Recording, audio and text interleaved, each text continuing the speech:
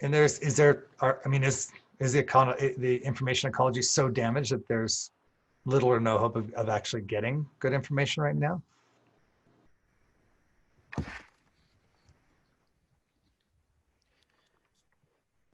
I think that what it takes to get actionable intelligence, to get enough information that your action on it will actually be appropriate action, is a higher level of capacity and discipline than most people have.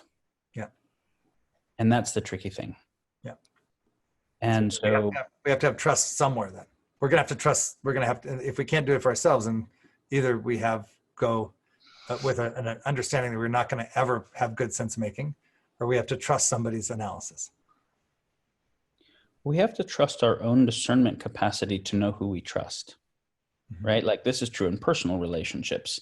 If you trusted somebody and got hurt because they embezzled from you or cheated on you or whatever it is, there's a deeper question around why did you trust them if they were not actually trustworthy, which is trusting your own capacity for discernment. And there it might be trustworthiness of intent, but also trustworthiness of capacity and sense making.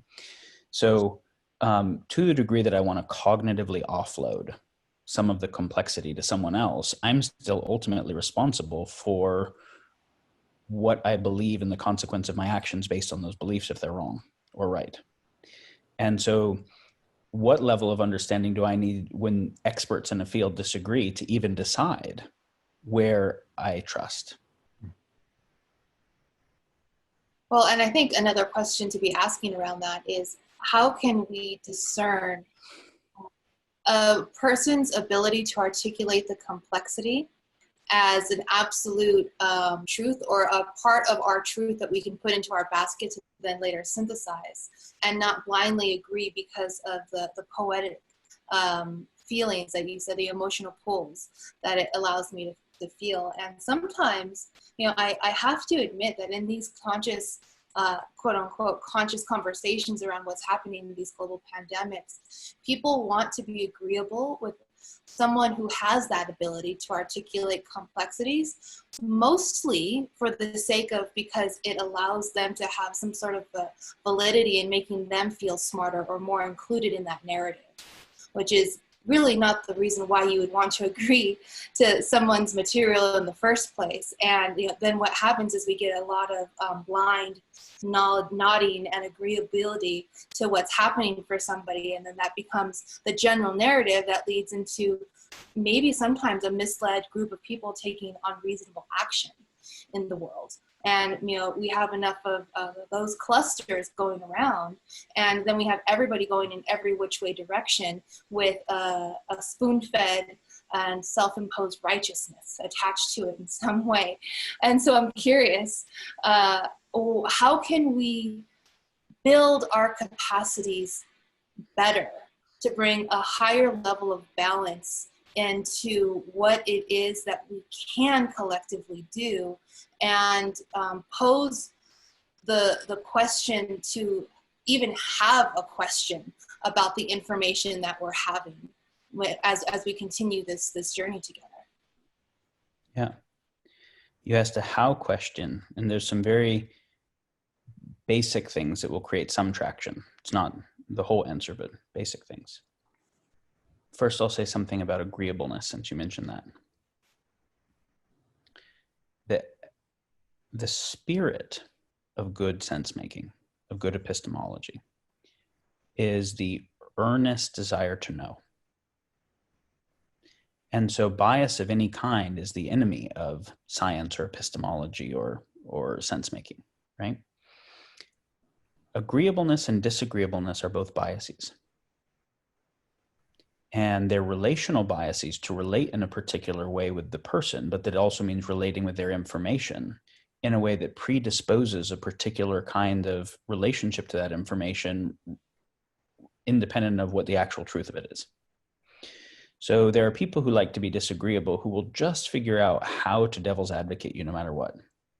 That's not that useful, right? Because that's a lot of wasted time and energy if what you're saying is actually true, and if they didn't have that bias, they'd be like, oh yeah, that actually makes sense. And agreeability similarly leads to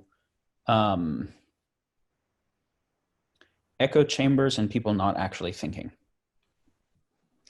And so I really like for people to not have either of those biases as much as possible, and to separate their desire to have effective relationships with people and their desire to think a particular thing about a particular topic. So I can disagree with you while totally respecting you and having a good relationship. And if I can't, then fuck us both, because we're super immature, right? And so it's important in a healthy relationship that I can actually say, well, I can see why you came to that like there's a lot in that is interesting. I come to a different take, right? I disagree. Let me tell you where I'm coming from, but I'm not actually having any abrasiveness relationally between us, because I'm not identifying with my views. And even when I disagree, I'm not sure that I'll be right. I'm saying my current assessment comes to a different place than yours, but I'm giving you the benefit of the doubt enough that I'm staying in conversation with you, right? And maybe your perception will change and maybe mine will. So that's something on the bias of agreeableness and disagreeableness.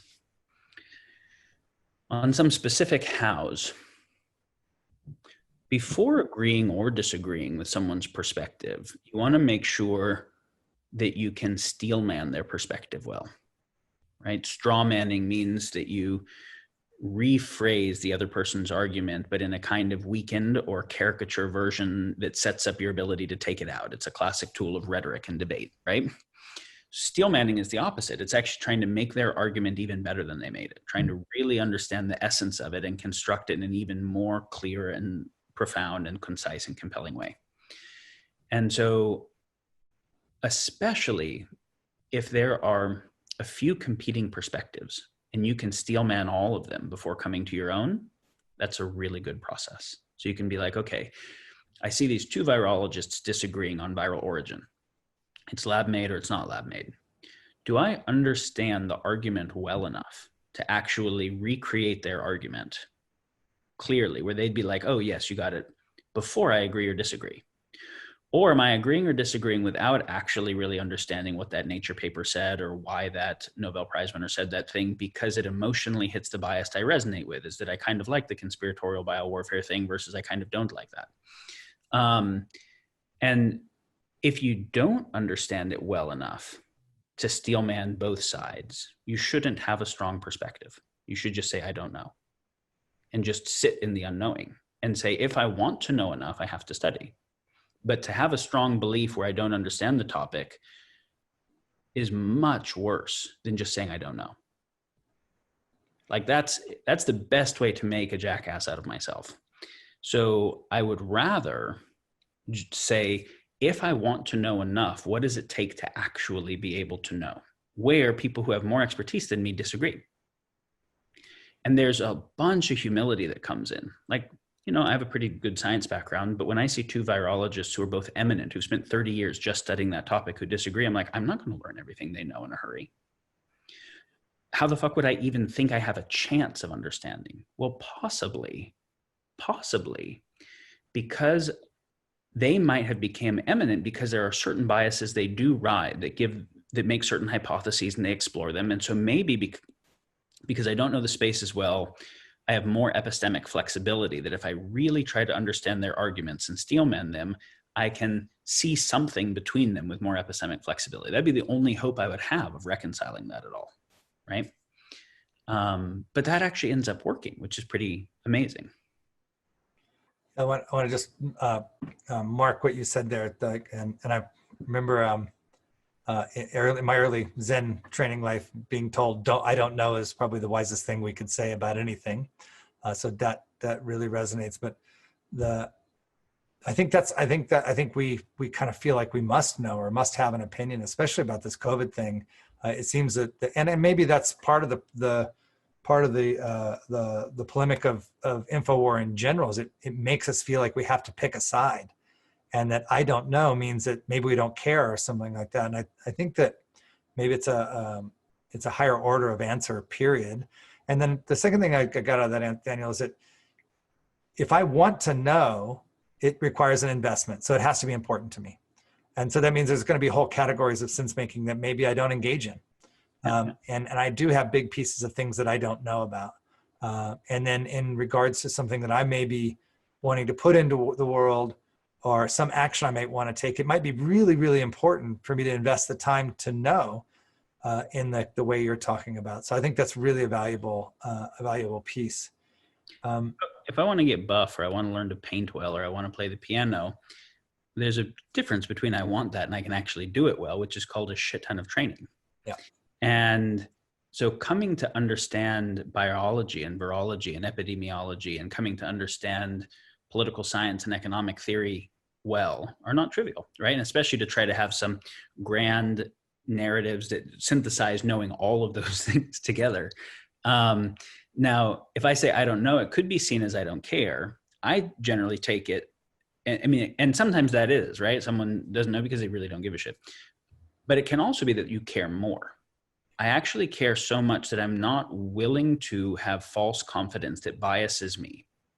Because once I start to have, I think I know, now I just have confirmation bias, where I look for things that confirm that and throw out the other things and surround myself with people that agree with me.